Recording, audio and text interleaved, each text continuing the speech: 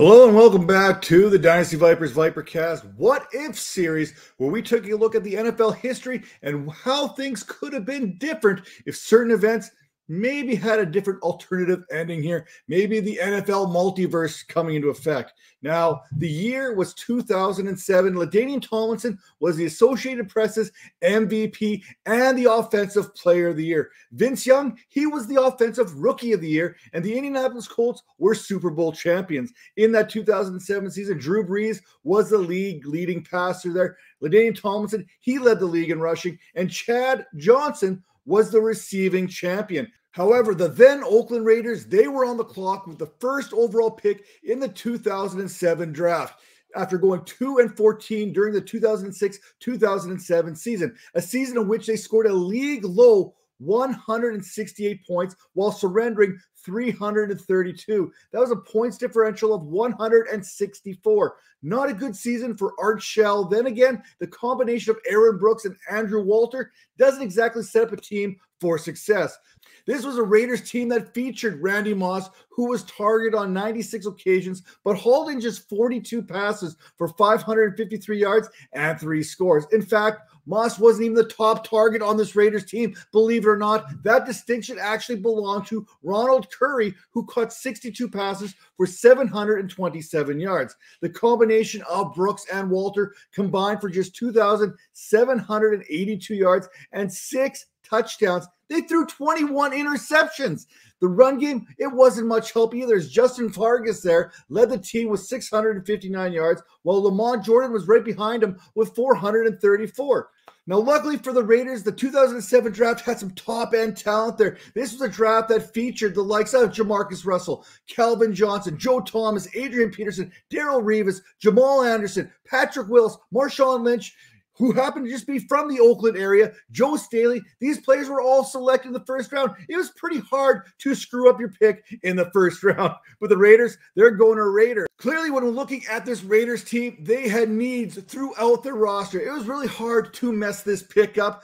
And yet, here we are. The 2007 quarterback class wasn't exactly about that life. JeMarcus Russell and Brady Quinn were each selected in the first round, followed by Kevin Kolb, John Beck, Drew Stanton there in the second. And trust me, it doesn't get any better after that. With Walter and Brooks under center and failing, the Raiders, they felt they needed to add a big arm quarterback to help get them to the promised land. Maybe even one that could throw 50-yard bombs on the seat of his pants. Look, Russell, he fooled everybody. During his pro day and his combine, he was an impressive specimen. A quarterback his size, with his mobility, around to move like that, you simply do not see that. We simply haven't really seen it since then. During Russell's 2006 season at LSU, he would end up throwing for 3,129 yards, average 9.1 yards per attempt, complete 67.7% of his passes, and finish with 28 touchdown passes to only 8 interceptions. From Mel Kiper to Todd McShay, scouts fell in love with the legend that was JeMarcus Russell. Big arm quarterback, mobile quarterback, ball exploding out of the future number 1 quarterback's hands. Think Mel Kiper compared the skill level to that of John Elway, which was some high praise coming from even Mel Kiper here. ESPN's Merle Hodge, he went on to say, if you had to choose a quarterback, who would you pick? JeMarcus Russell or Brady Quinn? Both have their strengths. Both have glaring weaknesses. It goes down to which guy is more coachable. I might take Quinn for that reason, but on a pure skill with a ton of work to do, it would be JeMarcus Russell. If you put a gun to my head, I would pick Russell, but that comes with a lot of risk. Mike Mayock would add to that, from a physical skill set perspective, I've never seen a college quarterback with more ability than Russell. You put on the tape and it is frightening. The only thing that's going to keep Russell from being great is him. What it comes down to is you've got to figure out whether or not this kid is the best quarterback in football. If he wants to be the best quarterback in football, he can be. Basically, he was the Minnesota Vikings version of Dante Culpepper. So where did it all go wrong? How come we look at Russell as one of the greatest NFL draft busts of all time? Well, I think we can look at a couple different things. One, he simply wasn't ready. He played 4 games in 2007 season there, and he started one after Josh McCown and Dante Culpepper were unable to restore the Raiders to their past glory. When Russell took over as starter, his passing weapons were Zach Miller, who had 778 yards, Johnny Lee Higgins, who had 366 yards, Darren McFadden, who had 285, and some dude named Chaz Schillens, who had 226 yards. And yes, I remember this very, very well. Now, success, it was never an option for Russell in this timeline. Perhaps he would have been better suited off being drafted by the Browns, who at the time actually had two 1,000-yard receivers in Braylon Edwards and Kellen Winslow. So if the Raiders don't draft JeMarcus Russell, who do they draft? Well, I'm going to go with Calvin Johnson here. Sorry, Lions fans, but don't feel too bad. You end up getting prime Adrian Peterson as a consolation prize in this timeline. We knew we wanted Calvin Johnson at number 2, said Tom Lewin, who was the president of the Detroit Lions at the time. We didn't know who the Oakland Raiders owner, Al Davis, was going to take at number 1. We hoped he was going to take JeMarcus Russell, but we didn't know. When we had JeMarcus Russell in for a pre-draft visit, it was one of the worst interviews, bar none, I have ever sat in. He was looking at his watch the whole time, completely disinterested. He didn't want to be there, and we actually kicked him out of the building. Our GM at the time, Matt Millen, again, a former Raider, actually picked up the phone and called Al Davis to tell him about him. Don't draft this guy. Literally, Matt Millen told Al Davis, don't draft JeMarcus Russell. He is going to kill your franchise. I looked at him and said, hey, what are you doing? You're asking him to take Calvin. If the Raiders had taken Calvin Johnson, the brass there in Detroit, they were actually split. One group wanted Adrian Peterson, while the other group wanted a pass rusher there, specifically Gaines Adams. That was one of the few times we had any kind of uncertainty like that. And that's, again, coming from the former president of the Detroit Lions. Before the JeMarcus Russell pick, the Raiders' bad luck was apparent. In 2004, the Raiders selected Robert Gallery. The next pick in that draft, Larry Fitzgerald. Then in 2005, Aaron Rodgers was selected immediately after. The Raiders selected Fabian Washington. Even in 2006, they had Dante Whitner sitting there right after they had submitted their card for Michael Huff. Could you imagine this team right now? A Raiders team led by Aaron Rodgers, Larry Fitzgerald, and Calvin Johnson? Oh, man, that is like Madden franchise mode right there. As we all know, the Raiders, they selected Russell, and the Lions, they selected the 6'5", 237-pound, two-time All-American receiver out of Georgia Tech, who had already won a Biletnikoff Award. Now, if you're winning a Biletnikoff Award and you're sitting there for the Raiders, that should be a sign right there that you need to reevaluate your draft process. Johnson would end up with 1,000-yard seasons there, first in 2008, and then from 2010 to 2015, missing out on 2009's campaign there with only 984 despite playing in just 14 contests. Johnson would end up with 731 career receptions, 11,619 receiving yards, was named to the Pro Bowl from 2011 to 2016, and earning All-Pro nods on 3 separate occasions.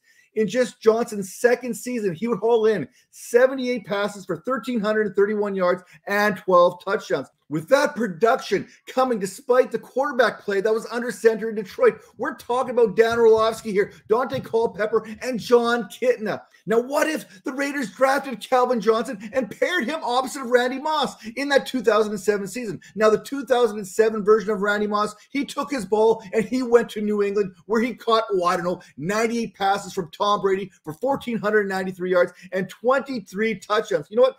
Let's save that what if scenario for another show another time. Now, rookie Megatron was third in receiving his rookie season behind Sean McDonald's 943 yards and Roy Williams, who had 938 on this Detroit Lions team. However, Johnson, he himself had 756 receiving yards, and that would have been the most on a Raiders team that was featuring Ronald Curry, who had 717, and Jerry Porter there, who had 705. So if the Raiders don't draft JeMarcus Russell, they still need a quarterback. In the 2007 quarterback free agent market, it wasn't the greatest. Sure, they could have signed Tony Romo here, but that wouldn't be much fun, or possibly even Matt Schwab, but we know how that story turns out. Now, the Raiders, they've historically had success bringing in veteran quarterbacks, whether it's Joe Blanda or Rich Gannon. In this case here, we are going to sign Jeff Garcia, who was coming off a pretty good season himself. Johnson has proven he doesn't need a great quarterback. He doesn't even need a good quarterback in order to produce, and that is the case here. In 2007, this version of Calvin Johnson here with the Raiders, he would go on to record 1,000 yards as a rookie. And then in 2008, much like he did in Detroit, he's going to level up and take the next jump. So perhaps the Garcia-Megatron combination is going to be something special moving on. Perhaps not. Let's say that the Raiders would struggle in that 2007 season as they did in the original timeline. It's not going to change all that much here, but they do. They do flirt with a 500 record, which pushes them down the draft board a little bit and out of the Darren McFadden sweepstakes. So there was a real need to add a running back to pair with Garcia and Johnson. There also happened to be a back out of Tulane that would be there in the second round in Matt Forte, who they would end up selecting after grabbing Aqib Talib with their first round selection. Now, I'm guessing because this timeline is shaping up like this, Michael Crabtree probably never becomes a Raider. Come the 2009 season, the Raiders, they made a return to the playoffs after finishing 9-7. And yes, the Texans, Steelers, Ravens, Jets, they all finished 9-7. But I'm not going to go through all the tiebreakers here because there's a lot. But the Raiders, they end up getting in and they end up facing the Cincinnati Bengals in that AFC wildcard round. Now, Garcia, he continues to play above average, but he is an aging asset. And the Raiders know at some point they are going to need to replace him. But the 2009 class offers very little, so they end up selecting Michael Orr. Now, in 2010, the Raiders are coming off a playoff victory in this what-if multiverse. In the original timeline, the Raiders, they were closer to finishing around 8-8. But in 2010 draft, they ended up selecting Rolando McClain in the real-life timeline, 8th overall, as they identified the defense was something that they need to address. Here, we know that they need to find a replacement for their 40-year-old quarterback, and they draft Andy Dalton. Now, Garcia and Calvin Johnson, they get to ride together one last time, and the Raiders will go on to 10 wins and take the division title away from the Kansas City Chiefs. Now, because I can, and I will match Fabian Johnson, remember him, against Calvin Johnson in an AFC wildcard matchup. Instead of the Baltimore Ravens easily dispatching of the Chiefs, Johnson puts up 256 receiving yards, and the Raiders, they punch their ticket to New England to face the New England Patriots in the divisional round. Now, I will leave the rest up to your imagination here, but if a Mark Sanchez-led Jets team could beat the Patriots in Foxborough, I'm just saying, at the end of the day, the Raiders, right or wrong, they rid themselves of that yeah and but that has become part of their draft history, a history which has not been very good prior or even after the 2007 draft. Calvin Johnson, he still becomes a Hall of Famer. The Raiders, they return to glory. And we know that we have Calvin Johnson's blessing in this scenario because even in 2017, Johnson flirted with the idea of wearing silver and black after retiring from the National Football League.